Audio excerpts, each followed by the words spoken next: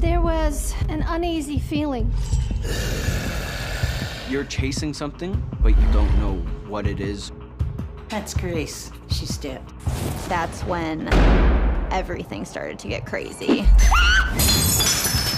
Why can't you just leave us alone? I was so scared.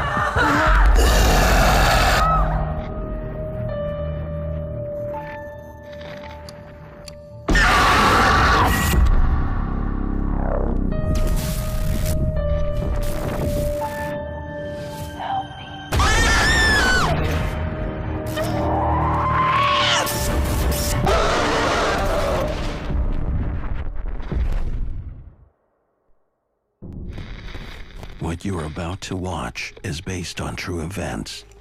Some details have been altered to protect confidentiality. My name is Laura Ketchledge, and I work the night shift.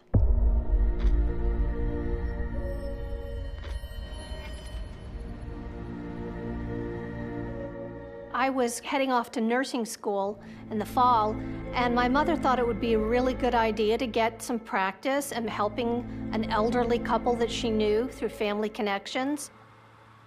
That summer, Laura takes a job as a live-in caregiver, 400 miles from home.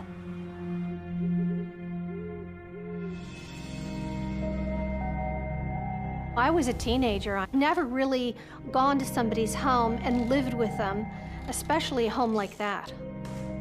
This was a home that this family had lived in for 75 years. Hello?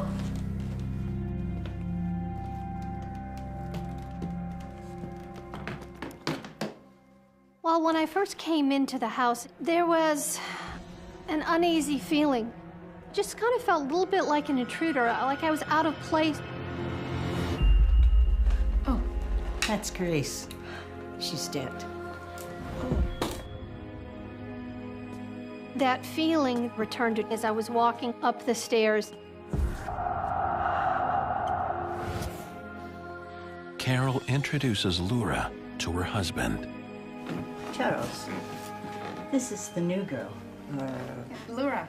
It's very nice to meet you. Laura, it's nice to meet you there. Welcome. Charles was just sweet and genuine.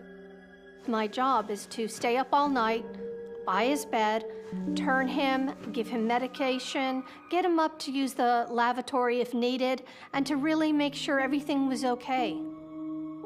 Stay alert, Laura. Carol was more reserved, and she had a worry, and she just wasn't straightforward with me. I suspected that there was a deeper story to this home. My official hours really started at midnight, but before that I would help make dinner. One night I had borrowed an apron out of the pantry. I had to give it a good tug to open it up. I was very careful afterwards to close the pantry door. Laura is sure it's locked. And I put on the apron and made dinner.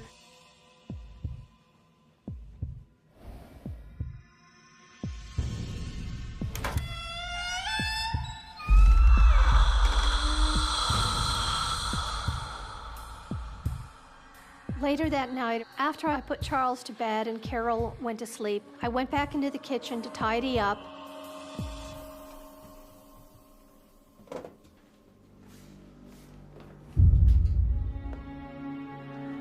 When I walked in the kitchen and found the pantry door wide open, I was very shocked it was open.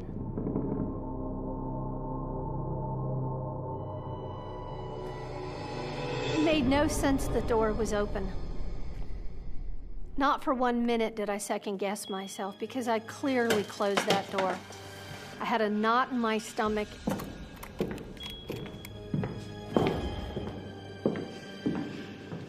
And then I heard footsteps and felt a presence. Right behind me. Nobody was there.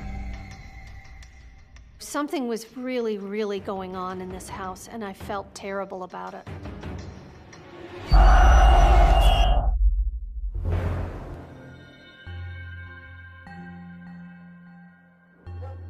For the next couple of weeks, I was getting into my routine. The trump card wins the trick. Okay. Okay, got I that? think I got it. Carol and her husband were determined to teach me how to play bridge. We even had an imaginary player. Thank you, Grace. You need 4 players for the game. But only 3 players are among the living. I put the cards back in the tray.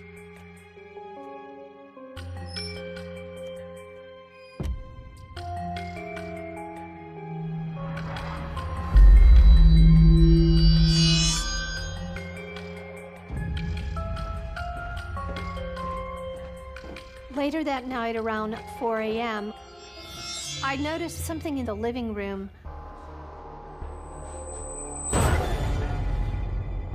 I was taken back because all of the cards were out of the tray and scattered all over the room.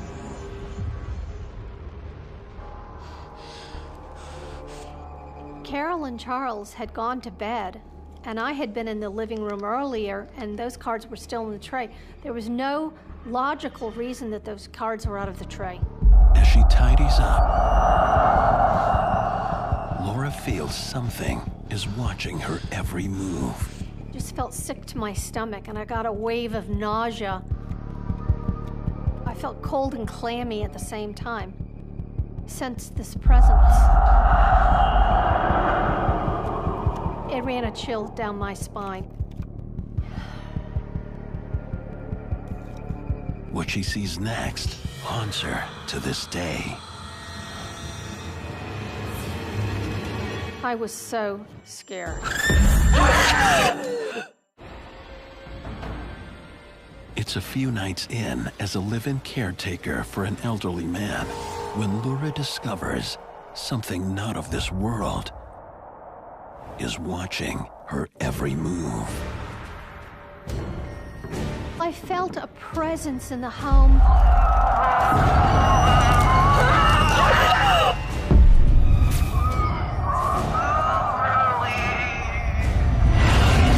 And then she just faded into nothing. I was so scared. I never moved so quickly in my life. What did you think was happening?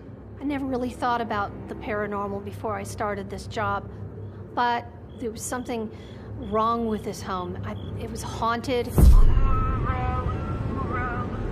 As far as Laura's concerned, the incident with the pantry door, the incident with the cards on the floor, the little things that started to happen were ramping up. Things aren't necessarily copacetic as far as the spiritual world goes. Despite her fear, Laura keeps quiet. I felt bottled up inside. I didn't know what to say, and I didn't want to alarm these 2 elderly people. I was there to help them, not scare them.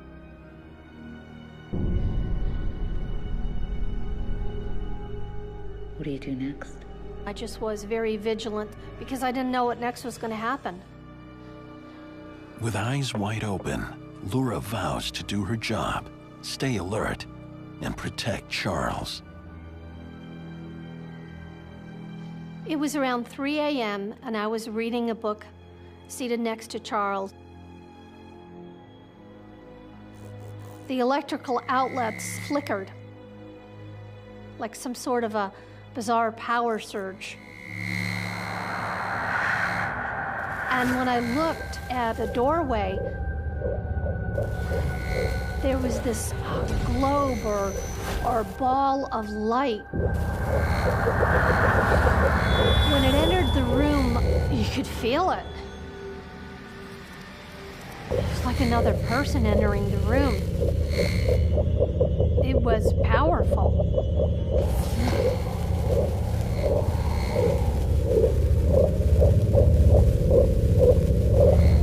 I wanted to yell or scream, but nothing came out. It was like my voice was stolen or swept away. It was the most unworldly feeling that I've ever had.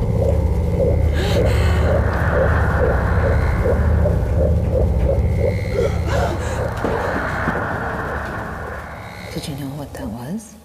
I think it was this orb or soul. It's not unusual to have a haunted object that can reside in a place and then see the apparition of the spirit that's attached itself to the object.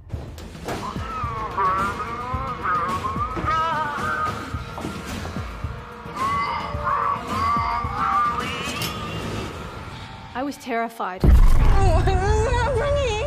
That was one of the events in my life that has unnerved me the most.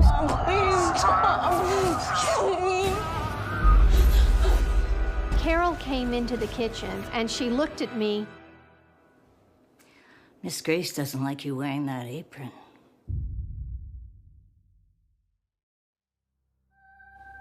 I learned right then that this was Grace's apron and she was Charles's first wife. Charles had been happily married to his first wife for years, and she passed away, unfortunately, after a long, protracted illness. She died in the home. Grace's spirit still lives in this house. And Carol believes Grace never left.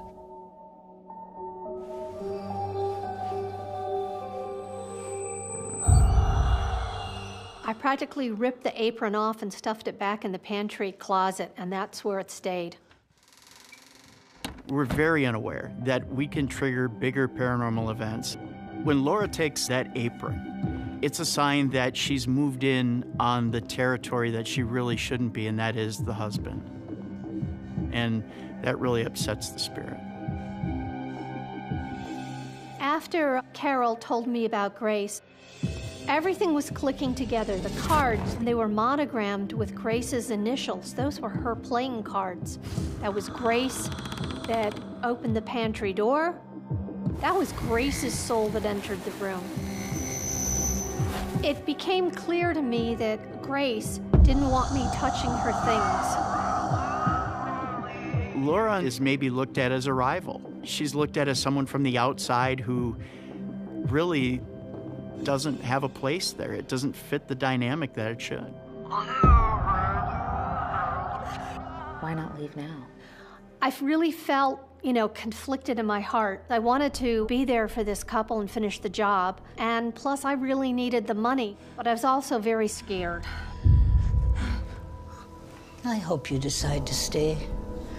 Charles needs someone. She sort of talked me into staying, at least for a little while longer. Later that night, I had to go down to the basement to do the laundry. And I was holding the handrail with one hand and all the laundry with the next.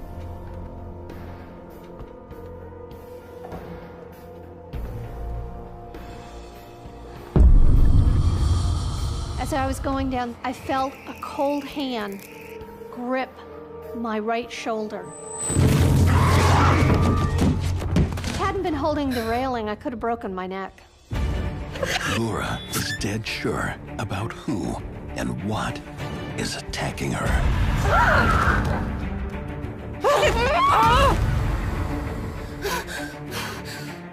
That was Charles's dead wife. It was a terrible experience. It was so scary.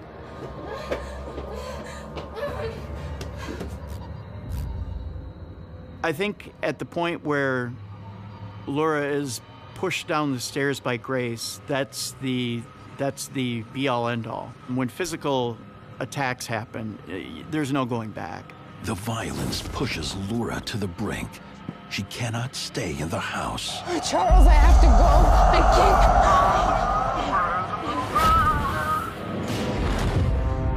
can't. Wherever Laura goes, Grace is never far behind.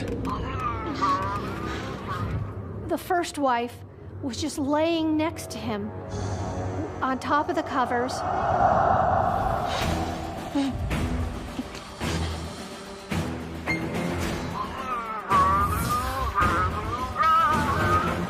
Then she looked at me. It was the look like I was intruding. She didn't want me there. Her eyes said to me, leave.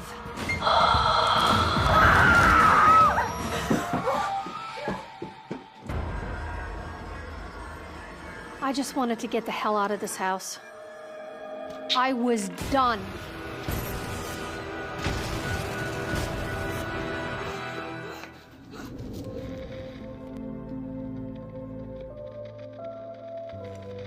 Charles died peacefully at home about a week after I left, and I don't think he was alone. I think Grace was with him. I think Grace was just waiting for him to pass over to be reunited. Because of what I've been through, I believe now.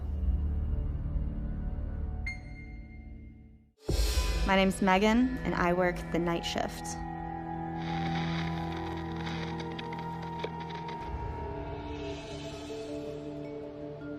I am a bartender and server. Before I got the job, I was walking by and noticed they were doing renovations. This building that it used to be an old firehouse, it's been converted into a restaurant.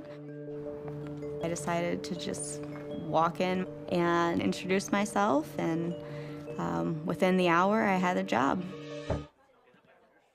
My job is to set up the restaurant, serve guests, and then once they all go home, I clean up and close shop.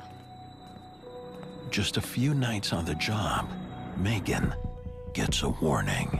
Excuse me, have you seen him yet? One of my first customers said, "Have you seen the chief?" You will.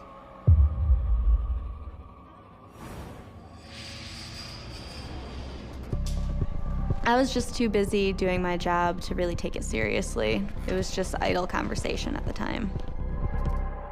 Megan has no time for idle conversation. I would have to close the building, staying there later after the other employees. I got this. You go home and get some sleep. Thanks. So I was there alone at night.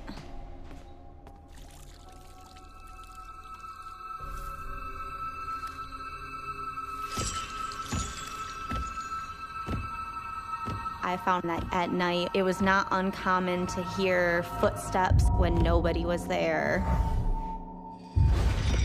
Then it goes beyond that. It's the feeling like someone is behind you, and when you turn around, they're not there. It's all in your head, Megan. Working alone, night after night, starts to take a toll on Megan. It's just every night, it's little things. I want to play them off. All she wants is a calm, quiet shift. But that's not on the menu.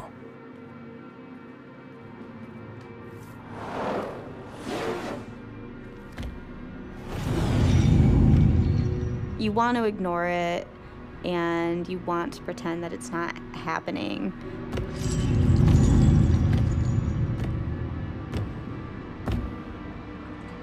But then it's just more and more, and eventually you just start to feel on edge every night when you're closing. Every noise that you hear behind you, you jump. About a week later on, it just escalated. I was mopping at the end of the night. I kept having this nagging feeling that someone was there. Megan leaves the floor to dry, but moments later,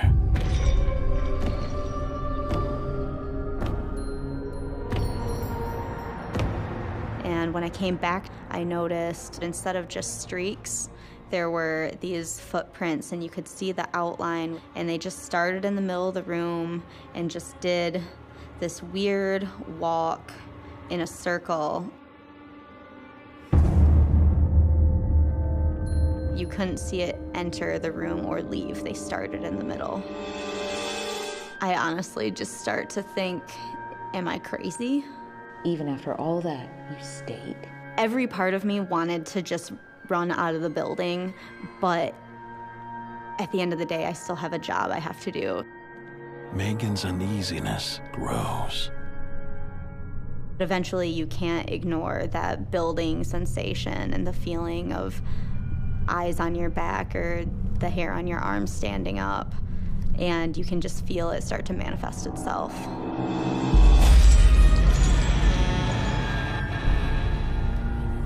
I thought I saw something out of the corner of my eye.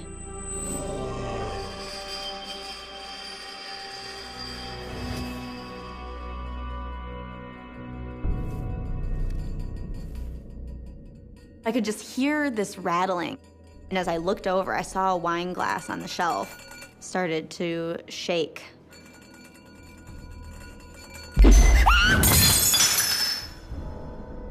It just smashed everywhere.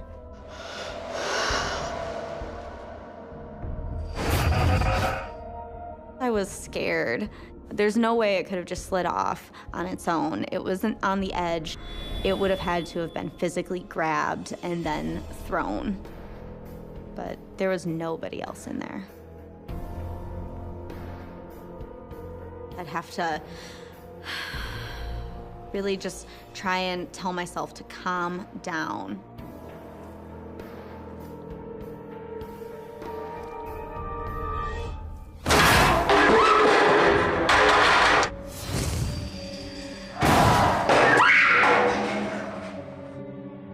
And that's when I realized I wasn't alone. But then you blink and there's nothing there. But something is there. I heard right next to my ear. Megan. It was enough that you could feel it.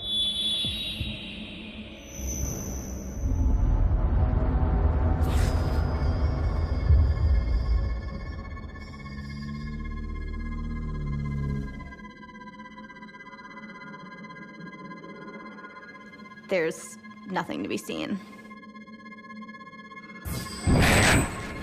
That moment, I realized that I was being targeted.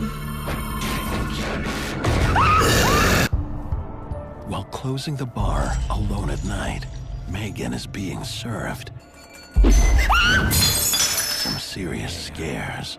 I heard right next to my ear. I felt something next to me.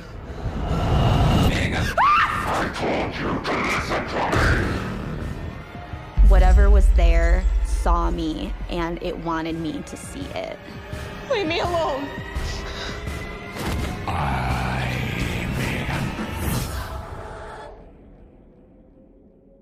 All of a sudden, there was nobody. How did you feel? I just felt so nervous.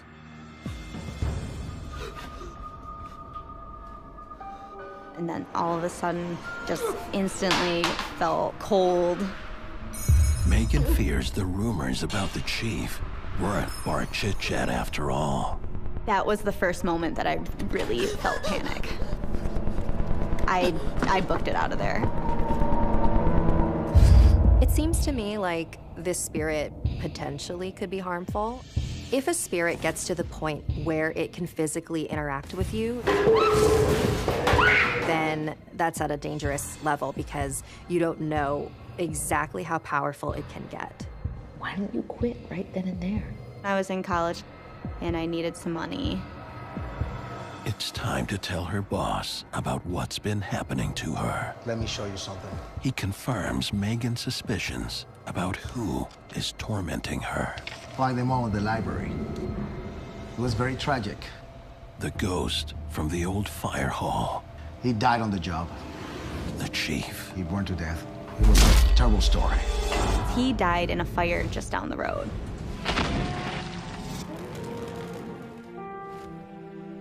I was scared of what the next step was gonna be. You know, why did it want me so bad? Is the chief dangerous? He seems angry. As we were talking, we could just feel that energy building in the air, just the little pinpricks and the coolness coming in. And all of a sudden, it felt like something was behind me. Something pushed me forward. After I was pushed, the pop gun came out of its handle. Why can't you just leave us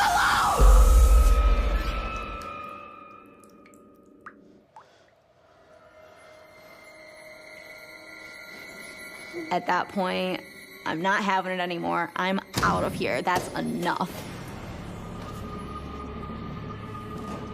When a spirit is able to get enough energy that it's able to physically interact with the living, that means it's at a level where you don't know how much more physical it's gonna get with you. So in this case, I don't think Megan is that safe. After that, I really contemplated not coming back. Megan finds the courage to return to work after an unexpected request. Out of the blue, a local ghost hunter came and asked if they could do an investigation. I wanted to be there because I wanted answers, and I wanted to see what they found. Is there a spirit present here?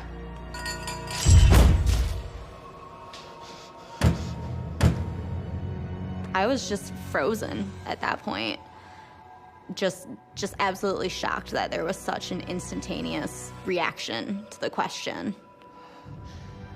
If you're the chief in the photo, could you turn the light on? The light instantly just clicked on. Could you turn the light off?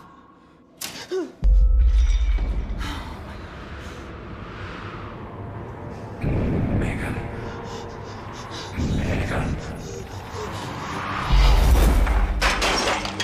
That's when everything started to get crazy.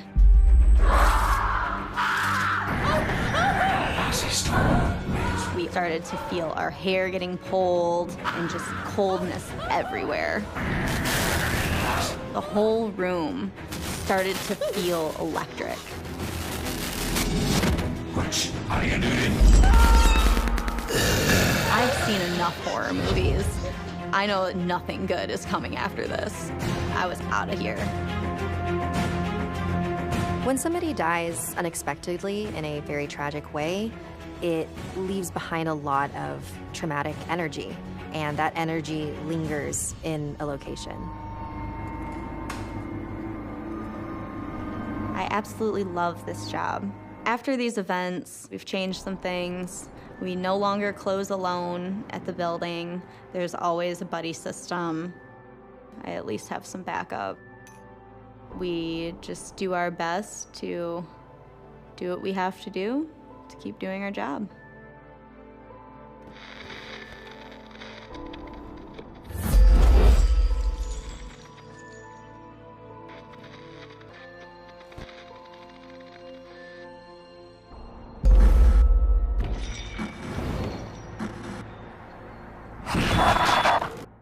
My name is Gerald, and I work the night shift.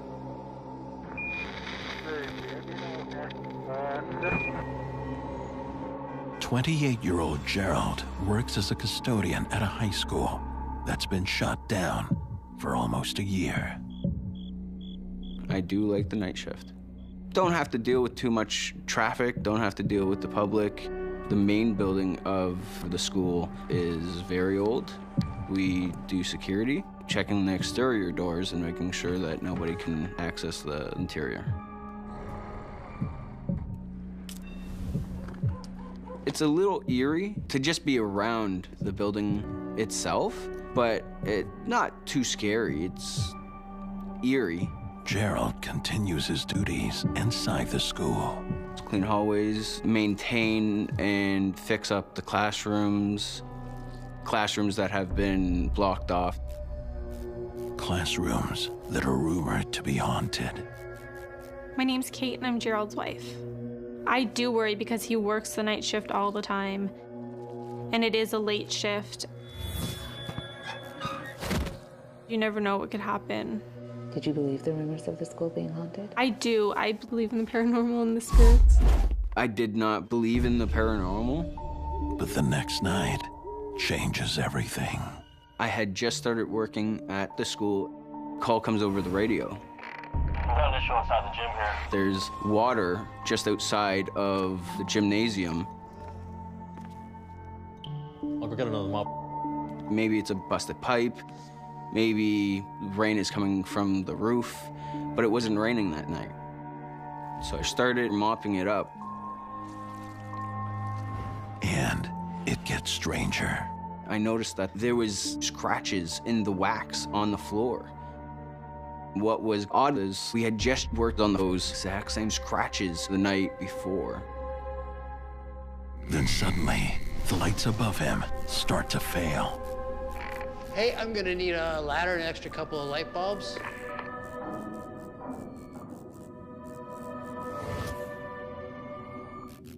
Hello, are you there? Gerald for Ellen.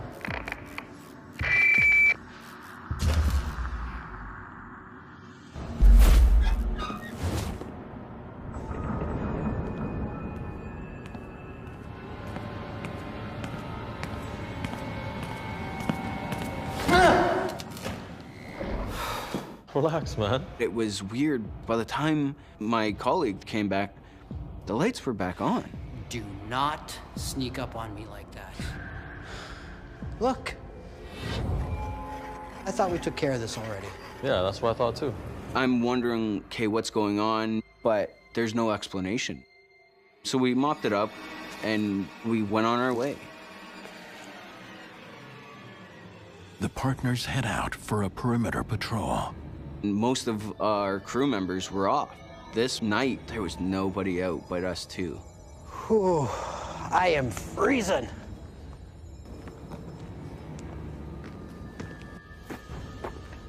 Instead of going around, let's take the tunnel. Come on, faster. There's a tunnel connecting the main building to the farthest out building, just in case of these storms or rainy days. As soon as they enter the tunnel, the energy changes.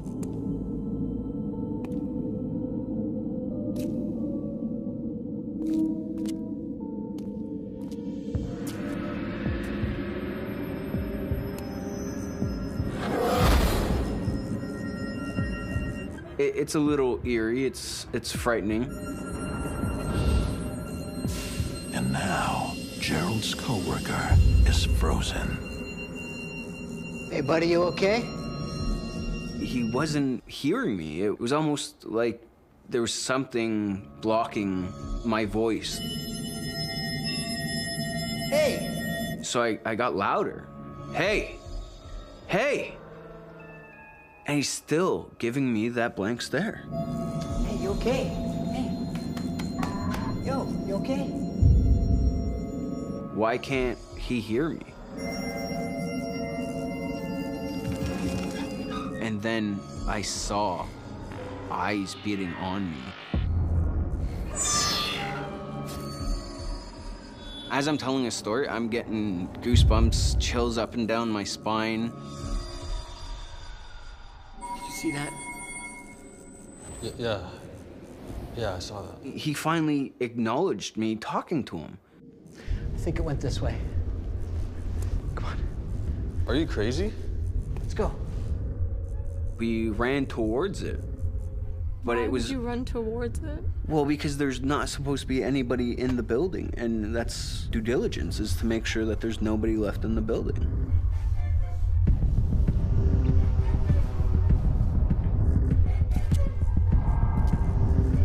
It's frightening, because you don't know if someone's hiding behind a corner or what's going to happen.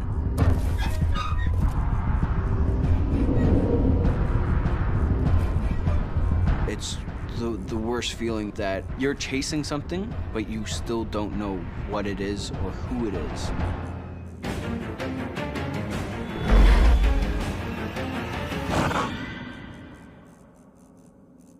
My colleague and I scoured the tunnel top to bottom.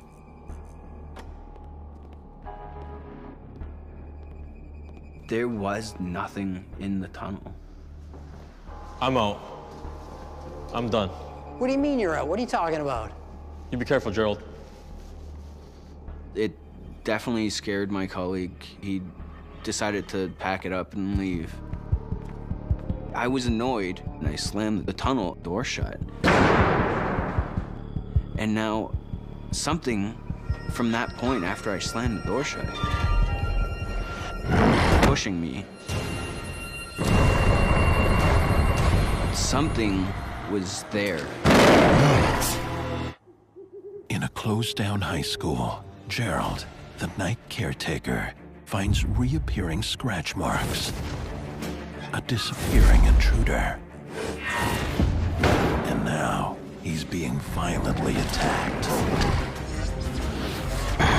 The more I try to walk to the right, it's more forcing me to the left.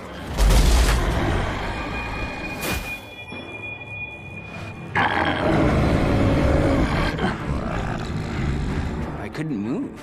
I was scared. Something's pushing me against the wall, and, like, I don't want to face it.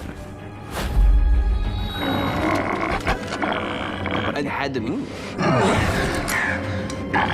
Because if he's able to force me against the wall, then he's able to do more. Gerald tries to escape, but is no match for this otherworldly force. At this point, I'm not calling out for help or anything because nobody's around to really hear me. I am trying to find any explanation not to panic because I'm in the school by myself.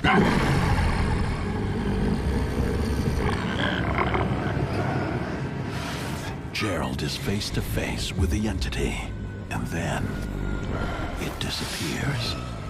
I'm free.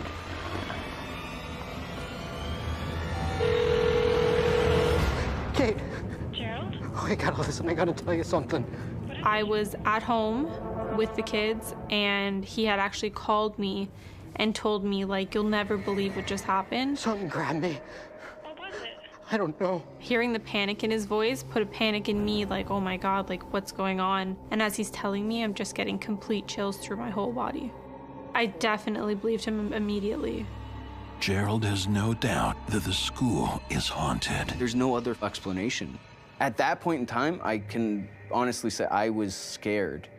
Gerald is experiencing what I think is a very territorial spirit. The living should be wary of angry spirits. They can harm us in several ways. Sometimes physically, sometimes mentally, sometimes emotionally, and sometimes spiritually.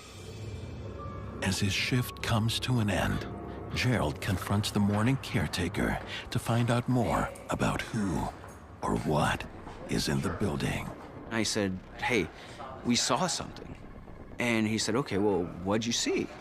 I described him to a T. And he goes, there was a custodian that hung himself, took his life in the gym. Killed himself. Right over here. He worked at the farthest out building, and he would always use the tunnel. At that moment, I got the worst chills over my body. Now everything made sense. I now fully believe that I seen the spirit of the custodian that hung himself. There's definitely a paranormal spirit going around that school. I do worry because he's already seen him once, that there's a possibility that he might see him again. I think it's entirely possible in this case that the janitor's spirit was trying to establish dominance. This is my school, this is my place. Be respectful or get out. I had wanted you to transfer out of that school. Yes, you did. Yes, you did. But I never have, and I don't believe I will. Most people out there would want to leave, like my coworker, but I still have to perform my duties to 100% because that's what is needed in that building. After I got pushed against the wall, I definitely started to look over my shoulders, and it made me feel very uneasy. I get that I was upset that night, and maybe it aggravated something in that building. He's very nervous and scared to go to work sometimes, just not knowing if he can have another encounter. Gerald has found a way to believe he won't get hurt. I've stayed at that school for 2 years now. I have to respect the building that I am working in and perform my duties to 100% and be aware that I'm being watched. And not just by supervisors.